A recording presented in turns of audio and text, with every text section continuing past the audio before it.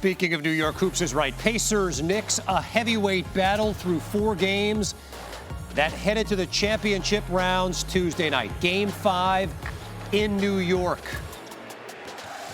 Series even at 2. Start of the second quarter. Aaron Nesmith blocked by Precious Achiuwa. Jalen Brunson, oh, what a feed to Dante DiVincenzo. And then on the ensuing inbound, T.J. McConnell brings it up. Check out this Isaiah Jackson screen on DiVincenzo. Kind of like Knicks Pacers back in the day. No doubt. Once upon a time. Isaiah Hartenstein coming to the rescue. Spike Lee, he's seen it all for that courtside seat. About a minute later, Brunson goes to work on Andrew Nembhard. Oh, what a move by Brunson, who was dynamite in that first half. The Knicks led by 13. Midway through the second, Brunson, pull-up 3, got it. Closing seconds of the half. Brunson, spin cycle, and the fadeaway, he went for 28 in the first half. Most by a Knick player in the last quarter century in the postseason. The Knicks led by 15 at the break. Third quarter, 13-point lead. Josh Hart, Jalen Brunson, Mom Sandra loving every last minute of that.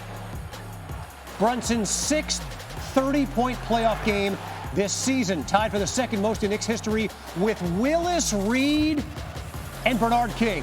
But the Knicks weren't done. DiVincenzo flying in on a night that wasn't even his best night for the Knicks in this postseason. And then more chippiness. Miles Turner and DiVincenzo in the middle of it again. Both players were issued technicals, or as they called it in the late 90s, playoff basketball. Knicks up by 21 in the fourth quarter. 17-point Knick lead. Brunson to the bucket and 1. And the Garden loving every last minute of it. 44 points in all for Brunson. Tom Thibodeau and the Knicks are a win away from the conference finals. You know, obviously we were disappointed in the way we played, you know, in Game 4 in Indiana. And then we had to respond and we had to fix some things. But I felt we were in mud in that game. Sometimes that happens, and then it's, you know, it's not necessarily what happened, it's how we respond to it. Very poor effort, obviously. Lost every quarter. Got annihilated on loose balls and rebounds. Gave up 20 offensive rebounds and 29 more shots. So we all own it. But very embarrassing. One thing that I've learned in the playoffs is that one game does not have any effect on the next. And so no matter what the situation is, whether you lose by 1 or lose by 30, and so it has nothing to do with next game. So honestly, once we leave here tonight, you know, this is over with. It's all about how do we prepare for game 6. Tuesday was Jalen Brunson's 5th 40-point effort over his last 8 games.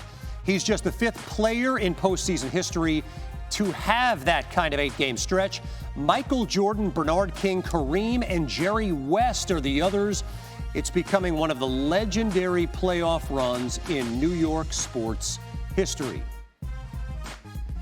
3-time NBA champion Udonis Haslem joins us now on SportsCenter. UD, welcome to the team. Jalen Brunson was spectacular on Tuesday night, and so too were some of the complementary pieces for the Knicks. What personnel move, UD, did Tom Thibodeau make to kind of change things up for Jalen Brunson? I mean, shout out to Tibbs for making the ultimate adjustment of going with Deuce McBride in the starting lineup. I think you're not able to load up as much on Brunson when you have shooters in the lineup. Also dusting off Alex Burke.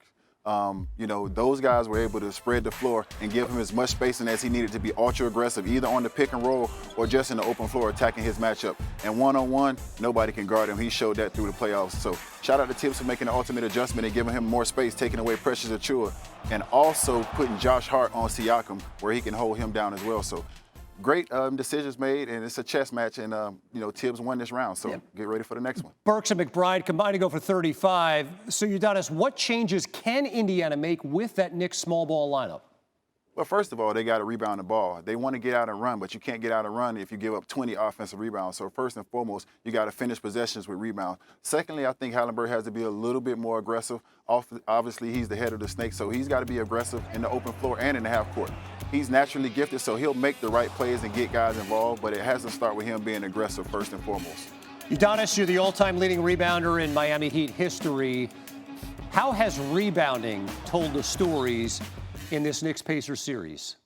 I mean, we always say no rebounds, no rings. I think tonight was the closest to the way the Knicks wanted to play basketball. I think the way they dominated the offensive glass, the way they protected the paint, the point paints, and kept those guys from getting out in transition and getting easy buckets. I think this was Knicks-style basketball tonight, but definitely no rebounds, no rings. They have to get rebounds if they want to run. So Indiana, first and foremost, secure the ball, 5 guys on the glass, then you can get out and run and be your best version with your best player in Hallenberg. And you know what, Udonis, maybe for the first time, I think in this series, this felt like a playoff game. I mean, this was the kind of game that maybe you like to be a part of yourself in your career. Oh, I loved it. DiVincenzo getting a little chippy and just bodies banging and guys just being aggressive, and it's just playoff basketball. It's a lot of alpha male stuff out there. There is indeed. The Knicks and Pacers wouldn't have it any other way. Game 6 of the series Friday in Indiana. He's the new go-to man on the ESPN Company Hoops team. Udonis Haslem. Thanks, UD. Thank you.